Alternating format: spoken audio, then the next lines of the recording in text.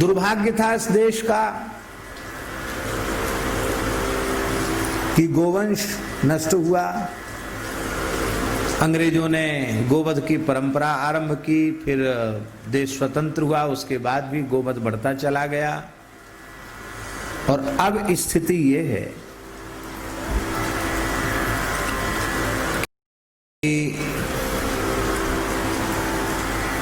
पूरे भारतवर्ष में सभी प्रांतों में स्थित जो भारतीय देसी गोवंश है उसकी सेवा, उसकी सुरक्षा कैसे हो, यह एक अत्यंत ज्वलंत प्रश्न सबके सामने है। जो भी गो सेवा के इस पवित्र कार्य में लगे सबके सामने है। और जब से ये वैश्विक महामारी का संकट पूरे संसार पर आया है,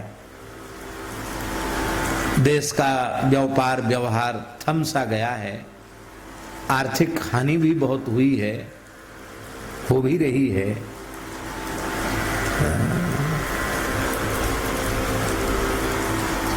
ये तो बहुत बहुत धन्यवाद है इस देश के वर्तमान प्रधानमंत्री जी को कि इस भयंकर संकट की घड़ी को कैसी सूझबूझ से,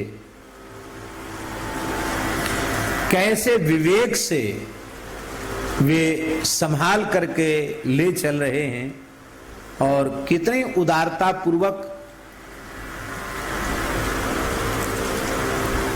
गरीबों को फ्री राशन दे करके और चिकित्सा दे करके, सुविधा दे करके और अच्छी अच्छी योजनाएं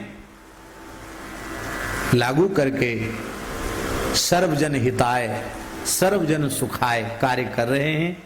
निश्चित ही ये देश के लिए सौभाग्य की बात है कि इस विकट काल में एक ऐसा कुशल प्रधानमंत्री और ऐसा कुशल उनका समर्पित मंत्रिमंडल इस देश को प्राप्त है, जिससे ये संकट की घड़ी में बहुत अच्छी रीति से देश बाहर निकल भी रहा है और भगवत कृपा से निकल भी जाएगा। इसके लिए हम बहुत जितनी प्रशंसा करें उतनी कम है, लेकिन एक बात से हमें बहुत अधिक असंतोष भी है और केवल हमें ही नहीं पूरे देश के गो भक्तों में एक बात से को लेकर बहुत असंतोष है। वो असंतोष इस बात का है कि इस भीषण काल में माननीय प्रधानमंत्री जी को राष्ट्रीय आपदा कोष से गोवंश के संपोषण के लिए भी एक राशि उदारता पूर्वक निकालनी चाहिए, क्योंकि इस विकट परिस्थिति की सबसे अधिक मार यदि किसी पर पड़ी है तो वो गायों पर पड़ी है। और गोवंश कितना प्रभावित हो रहा है इससे, ये गो सेवा में लगे हुए लोग अनुभव कर रहे हैं।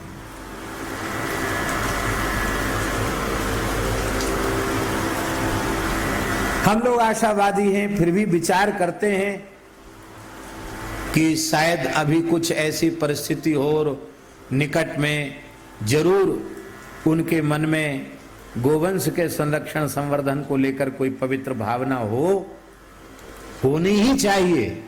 और हम भगवान से प्रार्थना करते हैं कि गोवंश के संरक्षण संवर्धन की पवित्र भावना एक प्रतिज्ञा के साथ, एक सत संकल्प के साथ वर्तमान देश के शासक के मन में आवे और भारत की धरती सद्या गोवध के कलंक से मुक्त हो। हमें बहुत प्रसन्नता है।